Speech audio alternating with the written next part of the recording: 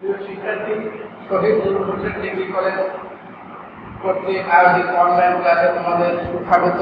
সেই সাথে সাথে আমাদের 2020 এবং 2021 শিক্ষাবর্ষে শহীদ নূর হোসেন ডিগ্রি কলেজে ব্যবসায় শিক্ষা বিভাগে ভর্তি হওয়ার জন্য তোমাদের অন্তদের অন্তর্ভুক্ত রয়েছে কাগজ সম্ভব। তো এই করোনাকালীন সময়ে আশা করি তোমাদের যেখানে আছো ভালো আছো এবং নিজের পরিবারকে সুস্থ রাখো। আর বাইরে গেলে অবশ্যই তোমরা মাস্ক পরিধান করবে। আমরা অনলাইন ক্লাসের ধারাবাহিকতায় আজ পড়াবো উৎপাদন ব্যবস্থাপনা বিপণন। প্রথম পত্রের প্রথম অধ্যায়ের একেবারে প্রথম যেটা বেসিক বিষয় উৎপাদন কি। সেক্ষেত্রে আমি প্রথমে আগে আমার বিষয় ছিল তোমাদের প্রাথমিক ধারণা দিচ্ছি। আমার বিষয়ের নাম হচ্ছে উৎপাদন ব্যবস্থাপনা ও বিপণন। দেখো, এই বিষয়টা যদি আমরা সেটা না করতে পারি তাহলে পরবর্তীতে আমরা খুব বেশি ভালো কিছু করতে পারবো না। আমার বিষয়ের নাম উৎপাদন ব্যবস্থাপনা ও বিপণন। উৎপাদন কি? উৎপাদন হচ্ছে প্রকৃতি প্রদত্ত সম্পদকে আহরণ করে ব্যক্তি বা ভোক্তার ব্যবহার উপযোগী রূপে উৎপাদন করার জন্য বলতেছে উৎপাদন। আর ব্যবস্থাপনা কি? ব্যবস্থাপনা হচ্ছে পূর্ব পরিকল্পনা অনুযায়ী কার্য সম্পাদনের যাবতীয় প্রক্রিয়াকে আমরা ব্যবস্থাপনা করব। তাহলে কি উৎপাদন ব্যবস্থাপনা বলতে আমরা কি বলছি? এই উৎপাদন ব্যবস্থাপনা বলতে আমরা কি বলছি? এক কথা বলতে পারি প্রকৃতি পদার্থ সম্পর্কে পূর্বনির্ধারিত পরিকল্পনা অনুযায়ী সংগ্রহ করে মানুষের ব্যবহার উপযোগী করে উৎপাদন করার প্রক্রিয়াকে আমরা উৎপাদন ব্যবস্থাপনা করি। আর বিপণন বলতে এই যে আমরা যে পণ্যটাকে উৎপাদন করলাম সেই উৎপাদিত পণ্য যথার্থ ভোক্তার নিকট পৌঁছে দেওয়ার প্রক্রিয়াকে আমরা বলতেছি বিপণন। আর এটার বিষয়গুলো হচ্ছে প্রথম পত্রের 286, দ্বিতীয় পত্রের 287। তাহলে বিষয়গুলো আমাদের 286 এবং 87। এইগুলো আমার বিষয় সম্পর্কে ধারণা। ও আরেকটু বলি, সেটা হচ্ছে আমার উৎপাদন ব্যবস্থাপনা বিপণনে 100 নম্বরের প্রশ্ন থাকবে। তার মধ্যে 70 নম্বরের জন্য 11টা সৃজনশীল প্রশ্ন থাকবে। 11টা আমাকে 7% অ্যান্সার দিতে হবে। অনুরূপভাবে বহু নির্বাচনের প্রশ্ন থাকবে 30টা। এখানে কোনো অল্টারনেটিভ নাই, 30টা অ্যান্সার। এই 100 নম্বরে আমার করতে হবে। এইগুলো সাবজেক্ট সম্পর্কে ধারণা। এবার আমি তোমাদের মূল বিষয়ে আসছি। সেটা হচ্ছে উৎপাদন কি। উৎপাদন হচ্ছে প্রকৃতি পদার্থ সম্পর্কে আহরণ করে ব্যক্তি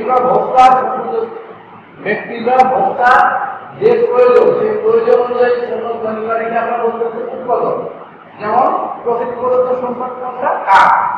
এই কাঠকে একজন ভোক্তার বেশ বানানোর জন্য কাঠ লাগতে পারে, শোভা বানানোর জন্য কাঠ লাগতে পারে, পাশাপাশি কাঠ বানানোর জন্য লাগতে পারে। তাহলে প্রকৃতি পদার্থ কাঠকে ভোক্তার ব্যবহার উপযোগী রূপে উৎপাদন করাকে আমরা বলতেছি উৎপাদন। এবার আসি উপযোগী। উপযোগের অনেক সংজ্ঞা আছে, বই সুন্দর সুন্দর সংজ্ঞা আছে। ও আরেকটু বলি যে প্রথম বর্ষের ছাত্রছাত্রীদের জন্য আমি বলি যে আমরা এই অক্ষরপত্রের উৎপাদন ব্যবস্থাপনা বিবরণ প্রথম পত্র যে বইটা আমি এখন তোমাদের দেখানো যাচ্ছে অক্ষরপত্র প্রকাশ নিয়ে এই বইটাকে আমরা সিলেকশন দিয়েছি। আমরা এই বইটি পড়াবো। আশা করি তোমরা এই বইটা সবাই সংগ্রহ করবে।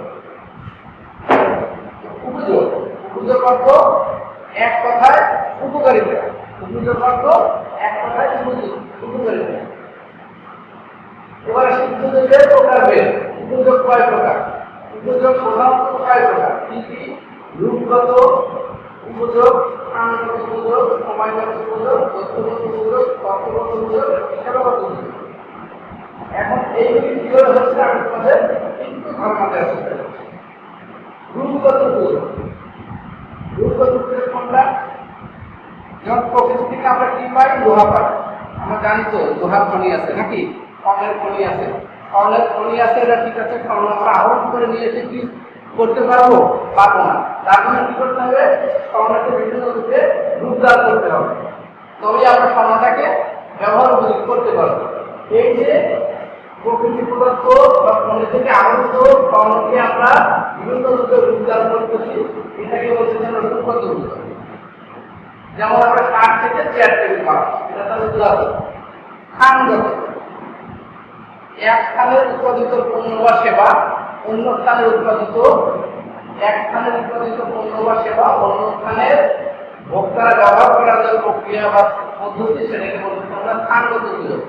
যেমন আমরা বলতে পারি যে আমাদের বাড়ির কি আছে, বেঙ্গল মিট। বেঙ্গল মিটের মাংস জায়গায় বা খুলনার একজন ভোক্তা ভোগ করবে। এই যে বেঙ্গল মিটের মাংস বেঙ্গল মিট উৎপাদন হওয়ার পরে সেই মাংসটা চিটাগাং চলে যাচ্ছে, এই যে যাওয়ার প্রক্রিয়া, সেটাকে বলতেছি আমরা স্থানগত উদ্যোগ। এই স্থানগত উদ্যোগটা কে সাধন করে? স্থানগত উদ্যোগকে সাধন করে পরিবহন। দেখো যে আপনার হাতিয়ার বেঙ্গল মিটের মাংস পরিবহনের মাধ্যমে খুলনা বা চিটাগাং চলে যাচ্ছে, এই যে যাওয়ার প্রক্রিয়া, এটাকে বলতেছি আমরা স্থানগত উদ্যোগ।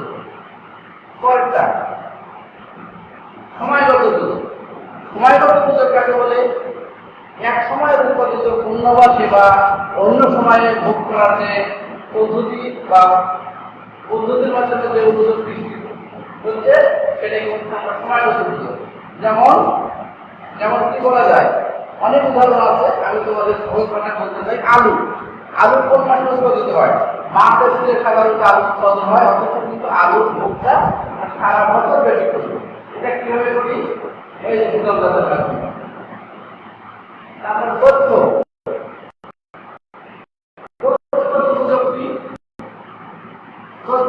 হচ্ছে কোন পণ্য বা ওই পণ্য ব্যবহার করলে আমি কি সুবিধা পাবো, ওই পণ্য ব্যবহার করলে কি অসুবিধা আছে ইত্যাদি বিষয়ে তোমাকে বা আমাকে জানানোর মাধ্যমে উপযোগ শাসন করা হয়, সেটাকে তথ্যগত উপযোগ। যেমন এটা কি করে? বিজ্ঞাপন। যেমন এই কোভিড-19 সময়ে আমাদেরকে বলা হচ্ছে যে নতুন একটা বিজ্ঞাপন আসছে, আমরা যদি টিভিতে খেয়াল করি, সেটা হলো যে একটা স্যানিটাইজার বেরোচ্ছে, একবার ব্যবহার করে 7 দিন আর হাতে জীবাণু লাগবে না।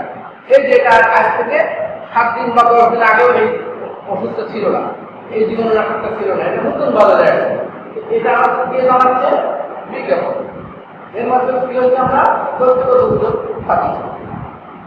সত্য মানে কি? সত্যগত উদ্যোগ।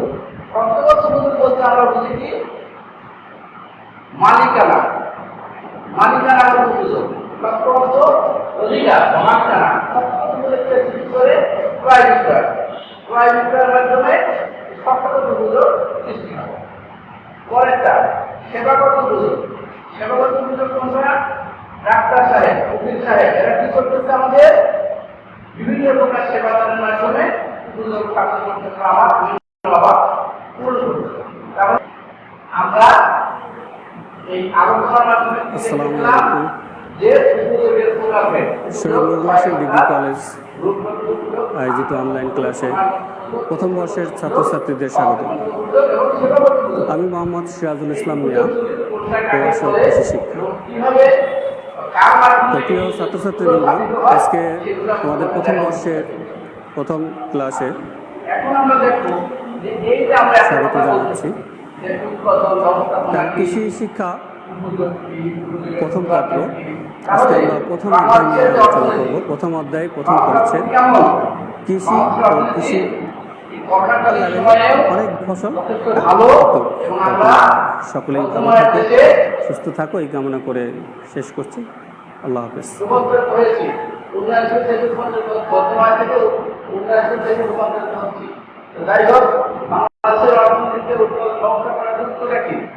বাংলাদেশের অর্থনীতিতে উৎপাদন ব্যবস্থা কি যুক্ত রাখছে, এই বিষয়টা আমরা দেখবো। এটা সাধারণত 3 বা 4 নম্বরের যে প্রশ্ন প্রত্যেক পরীক্ষাতে হয়, সেটা কি? বাংলাদেশের অর্থনীতিতে উৎপাদন ব্যবস্থাপনার গুরুত্ব কি? যদি যে কোনো একটা ভাগ আসে যে উৎপাদনের দৃষ্টিতে আলোচনা করো, তাহলে আমরা এই কটা লিখবো। যদি ভোক্তার দৃষ্টিতে আসে তাহলে এই কটা লিখবো। আর যদি অর্থনীতির দৃষ্টিকোণ থেকে আসে তাহলে এই কটা লিখবো। আর যদি আমরা বুঝি যে না, বাংলাদেশের অর্থনীতিতে উৎপাদন ব্যবস্থাপনার গুরুত্ব কি, এই প্রশ্নের আনসার করতে বলছে, তাহলে আমি 4-5 পয়েন্ট করে আজকে বিশ্লেষণ করলেই হবে। আমি এখন তোমাদের বলছি বাংলাদেশের অর্থনীতিতে উৎপাদন ব্যবস্থাপনার গুরুত্ব। এটা উৎপাদকের দৃষ্টিতে, একজন উৎপাদকের দৃষ্টিতে উৎপাদন ব্যবস্থাপনার উদ্দেশ্য কি?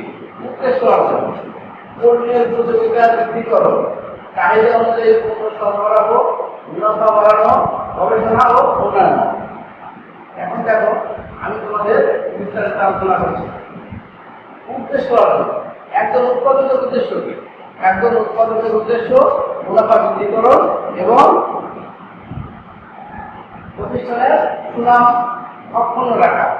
তাই যদি অর্থনীতিতে উৎপাদন ব্যবস্থাপনা বৃদ্ধি পায়, উৎপাদন ব্যবস্থাপনার উদ্দেশ্যটা কি? যে উৎপাদনের দৃষ্টিতে উদ্দেশ্য অর্জন একটা বড় ফ্যাক্টর। পণ্যের উপযোগিতা বৃদ্ধি করো, উপযোগিতা অর্থ উপকারিতা। দেখো এখন শীতকাল আসতেছে, একটি শ্যাম্পু এখন কিন্তু আর একটি লিটার শ্যাম্পু কিন্তু চলবে না। তাহলে কি যে শ্যাম্পুগুলি আছে সেই শ্যাম্পুটির সাথে পুষ্টি নিবারণের পণ্য এখানে উপাদান এখানে সংযুক্ত করা হবে। তাহলে কি হলো? পণ্যের উপযোগিতা বৃদ্ধি করবে। চাহিদা অনুযায়ী যেখানে যথেষ্ট পণ্য চাহিদা দরকার সেই অনুযায়ী পণ্য চাহিদা অনুযায়ী সরবরাহ করা আমাদের অত্যন্ত জরুরি। মুনাফা বাড়ানো, গবেষণা উন্নয়ন, এই কাজগুলি এ করে উৎপাদন ব্যবস্থাপনা করে কি করতেছে? অর্থনীতিতে বড় একটা অবদান রাখছে। ভোক্তার দৃষ্টিতে এই উৎপাদন ব্যবস্থাপনার ভূমিকা কি?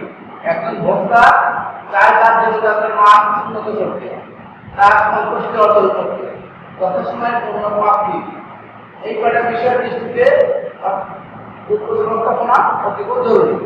পাশাপাশি অর্থনীতি, এখন অর্থনীতির দৃষ্টিতে উৎপাদন ব্যবস্থাপনার গুরুত্ব কি? কর্মসংস্থান। দেখো যে যদি উৎপাদন ব্যবস্থাপনা যথাযথভাবে কাজ করে এবং বিরাজমান থাকে তাহলে কর্মসংস্থানের সৃষ্টি হয়। প্রকৃতি প্রদত্ত সম্পদের যথার্থ ব্যবহার হয়। উৎপাদন ব্যবস্থাপনা যদি যথার্থভাবে অর্থনীতি অবদান রাখতে চায় তাহলে কি করতে হবে? প্রকৃতি প্রদত্ত প্রতিটি সম্পদকে যথার্থভাবে কাজে লাগাতে হবে। মানব কল্যাণ, আমি শুধু ব্যবসা করবো, সমাজের কোনো উন্নয়ন করবো না, তাহলে হবে না। তো দেখো এই যে মানব কল্যাণের লক্ষ্যে উৎপাদন ব্যবস্থাপনার গুরুত্ব আছে। শিল্পায়ন, দেশের শিল্পায়নের ক্ষেত্রে উৎপাদন ব্যবস্থাপনা অসীম গুরুত্ব আছে। পাশাপাশি সরকারের রাজস্ব বৃদ্ধি, সরকারে এই যে আমার তোমার বেতন দেয়, প্রতিষ্ঠান করে, এগুলির জন্য কৃষকরা অর্থের দরকার। এই অর্থ কোথা থেকে পায়? বিভিন্ন পণ্য বিক্রয় রাজস্ব থেকে। এই রাজস্ব বৃদ্ধির জন্য উৎপাদন ব্যবস্থাপনার গুরুত্ব অপরিসীম। তাহলে আমরা আজ এই অনলাইন ক্লাসে শিখলাম উৎপাদন ব্যবস্থাপনা প্রথম প্রথম অধ্যায় থেকে আমরা শিখলাম উৎপাদন কি, উপযোগ কি, উপযোগের প্রকারভেদ কি এবং বাংলাদেশের অর্থনীতিতে উৎপাদন ব্যবস্থাপনা গুরুত্ব কতটুকু। আশা করি তোমরা কিছুটা হলেও বুঝতে পেরেছ যে বাংলাদেশের অর্থনীতিতে উৎপাদন ব্যবস্থাপনার গুরুত্ব অপরিসীম এবং উৎপাদন ব্যবস্থাপনা ব্যতীত বাংলাদেশের অর্থনীতি সচল করা আদৌ সম্ভব নয়। তো অনলাইন ক্লাসে